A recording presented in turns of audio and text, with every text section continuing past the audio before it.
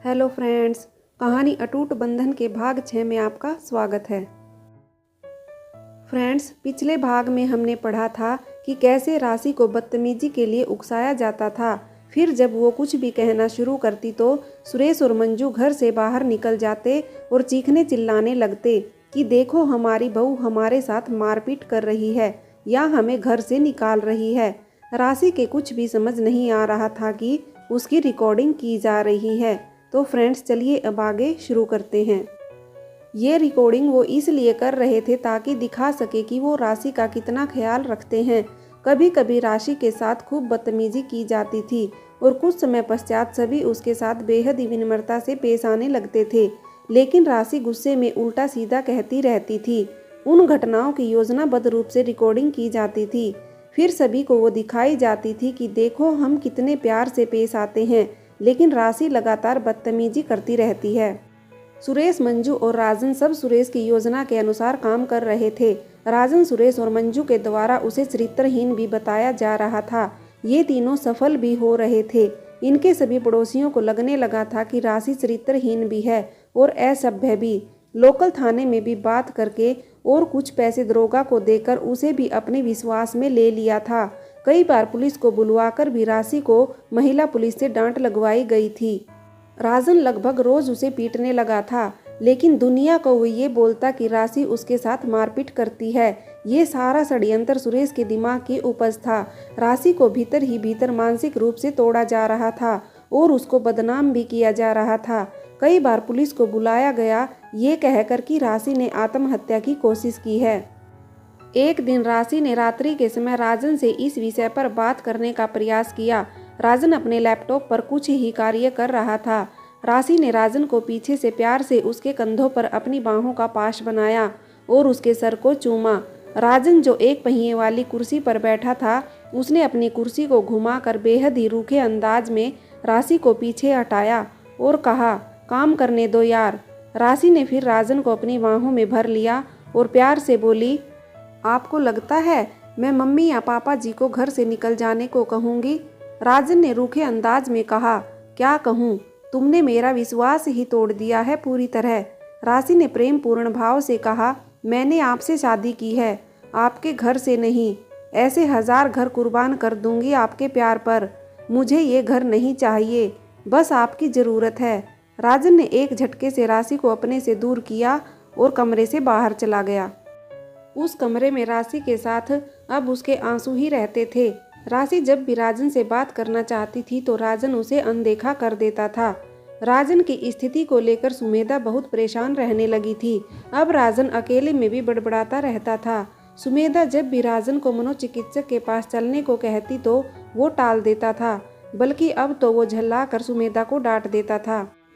आज फिर सुमेधा ने हिम्मत करके राजन को मनोचिकित्सक के पास चलने को कहा तो राजन एकदम से बौखला गया। राजन ने चिल्ला कर कहा, मैं पागल नहीं हूँ, लेकिन तुम मुझे पागल सिद्ध करना चाहती हो। तुम्हारे दिमाग में चल क्या रहा है? क्यों तुम मुझे पागल सिद्ध करने पर तुली हो? सुमेधा को ये आरोप असहनीय था। वो भी चिल्ला कर बोली, पागल नहीं तो और क्या हो? शादी के बाद से एक भी दिन हम दोनों पति पत्नी की तरह नहीं रह पाए हैं। राजन ने चिल्ला कर कहा, क्या होता है पति पत्नी? बस वो बिस्तर की गर्मी मिटाना। तुम्हें बस वो ही चाहिए। सुमेधा, मैंने उस बारे में नहीं कहा, और जब तुम वहाँ तक बात को ले ही जा रहे हो तो सुनो, किसको नहीं चाहिए वो? ये भी जिंदगी का हिस्सा है और बहुत ज़रूरी हिस्सा है। राजन, अरे तुम्हारी जिंदगी का बस वो ही एक हिस्सा है, और तुम जैसी औरत से उम्मीद भी क्या की जा सकती है, जो शादी से पहले ही मेरे साथ सब कुछ कर चुकी थी। और सिर्फ मेरे साथ ही क्यों? इतना कहकर राजन रुक गया था। राजन मानसिक रूप से विक्षिप्त हो चुका था। उसे स्वयं नहीं पता था कि वो क्या कह रहा है। सुमेधा को अपने चरित्र पर यह आरोप बहुत ही ज्यादा असहनीय पीड़ा दे गया। वो आपा खो बैठी। गुस्से में उसने मेज पर रखा लैपटॉप उठाकर फेंक दिया और चिल्लाते हुए बोली, क्या कहा तुमने? मेरे तुम्हारे अलावा और भी रिलेशन रहे होंगे तो सुनो, वो तुम्हारा मैटर नहीं है। तुम ही तड़फ रहे थे मुझसे शादी करने को, और तुमने ही साजिशें करके अपनी पहली बीवी को आत्महत्या करने पर मजबूर किया और अपनी मर्दानगी की गलतफहमी निकाल दो। कभी भी तुम एक नॉर्मल मेल तो साबित हुए ही नहीं हो। अगर तुम इम्पोर्टेंट हो तो बोलो, उसका भी इलाज संभव है। सुमेधा भी गुस्से में आपा खो बैठी थी, तो अब वो भी बिना सोचे समझे तीखे शब्द बाणों से प्रहार कर रही थी। कोई कमजोर से कमजोर मर्द भी अपनी मर्दानगी पर सवाल उठते नहीं देख सकता। राजन के लिए भी सुमेधा का ये हमला असहनीय था। उसने गुस्से में आकर सुमेधा को एक जोरदार तमाचा जड़ दिया। इस पर सुमेधा और भी ज्यादा तेज चिल्लाने लगी और अब तो राजन को बार बार ना मर्द, जाहिल और गवार बोल रही थी। सुरेश और मंजू बाहर बैठे सब सुन रहे थे। उनसे तो अब रहा नहीं गया और मंजू ने कमरे में आकर सुमेधा को सुनाना शुरू कर दिया। मंजू, सुमेधा तू जाहिलों से भी बड़ी जाहिल है। शर्म ना आती तुझे? अपने पति को क्या कह रही है तू? कोई सुनेगा तो क्या कहेगा? सुमेधा को उनके मध्य मंजू का बोलना अच्छा नहीं लगा और वो गुस्से में थी, तो उसने मंजू को भी कड़क अंदाज में कहा, तुम्हारे पूरे परिवार का पता है मुझे, ज्यादा संस्कारों की बात मत करो। जानती हूँ क्या क्या नहीं किया तुमने उस राशि के साथ। तुम गंवारू लोगों के लिए वो ही सही थी। इस पर सुरेश बीच में बोल पड़ा। राजन अपनी घरवाली को समझा, ये इज्जतदार घर है, यहाँ अच्छी तरह से ही रहे। सुमेधा अब सुरेश पर बिखर गई।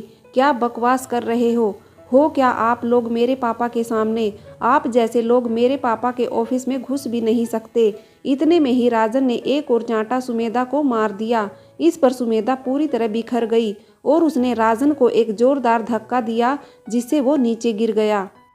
सुरेश ने आगे बढ़कर सुमेधा को एक जोरदार धक्का पीछे को दिया। अब सुमेधा चिल्लाती हुई घर से निकली।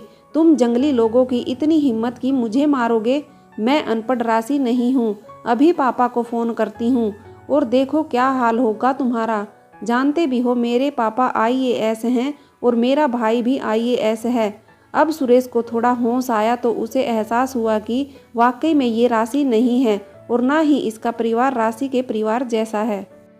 वो सुमेधा के पीछे गया और उससे गिड़गिड़ाने लगा, बेटी तू हमारे घर की मालकिन है, तू समझ नहीं रही। तेरे साथ की जरूरत है राजन को, हमारा क्या, हम तो कुछ दिन के हैं, फिर तुम दोनों का ही है ये सब। सुमेधा ने चिल्ला कर कहा, है क्या तुम्हारे पास? जितना है उतना तो मेरा परिवार एक साल में खर्च कर देता है। ये घर जो राशि के घर वालों के पैसों से बना है, ये सामान जो मेरे और राशि के पैसों से खरीदा गया है। क्या हो तुम लोग? इतने में मंजू फिर बाहर आई और गुस्से में बोली, तेरे भीतर दिख रहे हैं तेरे संस्कार। तो मंजू मौके की नज़ाकत को नहीं समझ रही थी, लेकिन सुरेश समझ चुका था।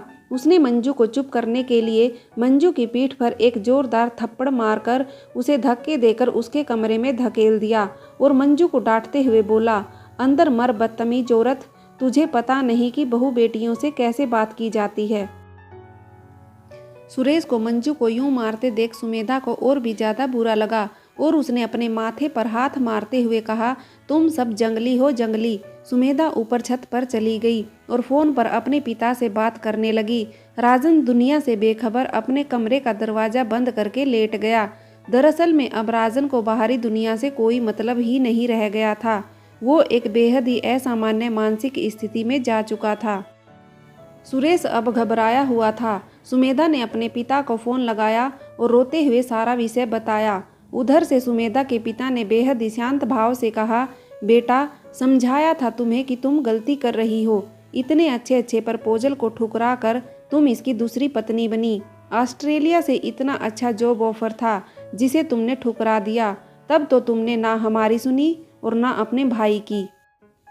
पूरी फैमिली में कोई नहीं था जो तुम्हारे डिसीजन को सही बताए, लेकिन तुमने अपनी जिद पूरी की। सुमेधा ने रोते हुए कहा, पापा राजन गलत नहीं है। इतना सुनते ही सुमेधा के पिता ने कड़क अंदाज में कहा, चुप रहो तुम, वो भी उसी परिवार का ही हिस्सा है। लालची हैं ये सब लोग। पहली शादी भी दहेज के लालच में की, फिर इस राजन ने ही तुम्हें बेवकूफ़ बनाया।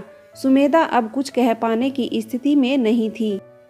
सुमेधा के पिता ने प्यार भरे अंदाज में कहा, सुनो सुमेधा, अब जो होगा मेरे हिसाब से होगा। भेज रहा हूँ ड्राइवर को, चुपचाप यहाँ आ जाओ। सुमेधा ने सहमति जता दी। सुरेश के फ़ोन पर सुमेधा के पिता का फ़ोन आया। सुरेश के चेहरे पर पसीना आ गया।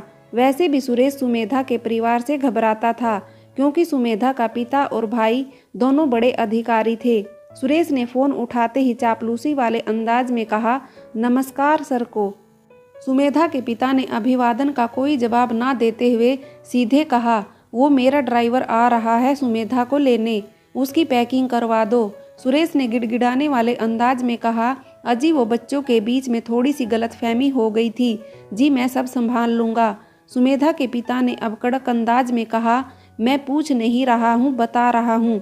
सुरेश अब निरुत्तर था, फिर भी वह बोला, अजी वो ऐसे झगड़ों में घर जाना ठीक नहीं होगा, 2-4 दिन में राजन खुद छोड़ आएगा। सुमेधा के पिता ने कहा, 2-4 दिन सुमेधा यहाँ रह लेगी तो उसका मन ठीक हो जाएगा, फिर ले जाना। इतना कहकर सुमेधा के पिता ने फ़ोन काट दिया। सुरेश भी चुप हो गया। कुछ ही देर में ड्राइवर आ गया था। मेरठ से यहाँ तक आने में वैसे भी आधा घंटे से ज़्यादा नहीं लगता था। सुमेधा ने अपना कुछ सामान पैक कर लिया था, वो सामान लेकर चली गई। राजन अपनी ही धुन में अपने कमरे में लेटा रहा और अपने अतीत की यादों में खोया रहा। राशि के साथ राजन रोज झगड़ा और मारपीट कर रहा था। अब तो मंजू और सुरेश भी उस पर हाथ उठा देते थे। बात बढ़ने पर एक दिन राशि के घर वाले आए और मोहल्ले के लोगों को बैठाकर बातचीत हुई। अब सुरेश का षड्यंत्र काम कर गया था। मोहल्ले के कुछ लोगों ने भी कहा कि राशि ही झगड़ा करती है। राशि पर खुलकर झूठे आरोप लगाए गए, उसके चरित्र पर भी लांछन लगाया गया। सुरेश ने खुलकर कहा, अब कोई सोल्यूशन ना बचा जी, अब तो एक ही रास्ता है कि इन दोनों का तलाक हो जाए और दोनों अपने हिसाब से अपनी ज़िंदगी को आगे बढ़ाएं। लेकिन सुरेश की इस बात का विरोध सभी ने किया और राशि के माँ बाप से कहा कि राशि को समझाएं। ये सब सुनकर राशि के परिवार वाले भी निरुत्तर थे। राशि के पिता ने राशि को कड़े लहजे में कहा, सुन, तू डोली में विदा होकर आई है तो याद रख, यहाँ से विदाई अर्थी पर ही होगी। क्यों अपने परिवार का नाम उछाल रही है? राशि ने रोते हुए कहा, झूठ बोल रहे हैं ये सब। इस पर मंजू बोल पड़ी, देख लो जी, ये तो तुम सब के सामने ही जुबान लड़ा रही है, तो सोचो बाद में क्या हाल करती होगी। राशि के पिता ने राशि को डांटते हुए कहा, सुन मेरी बात, अब तेरी शिकायत झूठ की भी ना सुनूं, याद रखना तू। राशि एकदम शांत हो गई और जब वो लोग चलने लगे तो राशि ने बेहद ही शांत भाव से कहा, पिताजी अब कोई शिकायत नहीं मिलेगी। राशि के घर वाले बेफिक्र होकर चले गए। राशि के घर वाले इस मामले को पुलिस या कोर्ट तक नहीं ले जाना चाहते थे, क्योंकि वो जानते थे कि वहाँ मामला गया तो तलाक निश्चित है और वो लोग इस स्थिति के लिए तैयार नहीं थे। अतः राशि के परिवार वालों का बस एक ही प्रयास था कि सामाजिक दबाव से इस रिश्ते में आ चुकी दरारों को भरा जाए। सुमेधा को अपने घर गए हुए 2 दिन हो गए थे। सुमेधा की माँ, उसके पिताजी और उसके भाई ने उसे विभिन्न तरीकों से बस ये ही समझाया था कि उसने राजन से शादी करके एक बहुत बड़ी गलती की है। सुमेधा के पिता ने सुमेधा को गंभीरता से बताया था, सुमेधा, मेरी वहाँ के थाना इंचार्ज से बात हुई है, वो बता रहा था कि शायद राजन और उसके परिवार ने राशि का मर्डर किया है। लेकिन राशि के परिवार की चुप्पी की वजह से इन्वेस्टिगेशन ऑफिसर से मिलकर मामले को आत्महत्या बना दिया गया। सुमेधा ने आश्चर्यचकित होकर कहा, लेकिन पापा, मैंने वो वीडियोस भी देखी हैं जिनमें राशि सुसाइड कन्फेस कर रही है। सुमेधा के पापा ने सुमेधा के सर पर हाथ रखकर कहा, बेटा, सिस्टम को मेरे से ज़्यादा तुम नहीं समझ सकती हो। यहाँ कुछ भी हो जाता है, कुछ भी मतलब कुछ भी। सुमेधा के पिता ने एक दिन उस महिला मनोचिकित्सक को अपने घर पर बुलाया और उसने भी सुमेधा से बात की। मनोचिकित्सक, बेटा सॉरी बट राजन की सिचुएशन बेहद ही क्रिटिकल है। सुमेधा, आखिर उसकी प्रॉब्लम क्या है? मनोचिकित्सक, बेटा उस दिन मुझे बस 30 मिनट का समय ही मिला, उतने से कुछ बातें मैं डायग्नोसिस कर पाई हूँ and I am totally sure about these things. Sumedha की आंखों में उसकी उत्सुकता साफ दिख रही थी। उसने पूछा, क्या बातें? मनोचिकित्सक, बेटा पहली बात, राजन इज अ ग्रीडी पर्सन और तुमसे शादी करने के पीछे उसकी कोई बड़ी महत्वाकांक्षा थी। सुमेधा, तो अब तो मुझसे शादी हो गई ना, फिर वो पागल क्यों है? मनोचिकित्सक, सुमेधा, कोई ऐसा पाप है जो उसने किया है और अब वो उसके अपराध बोध में जी रहा है। शायद उसकी पहली पत्नी की आत्महत्या का जिम्मेदार वो खुद को मानता है और सुमेधा, तुम तो अब उसके दिमाग में या उसकी ज़िंदगी में कहीं हो ही नहीं। फ्रेंड्स, आगे की कहानी के लिए कहानी का भाग 7 देखें।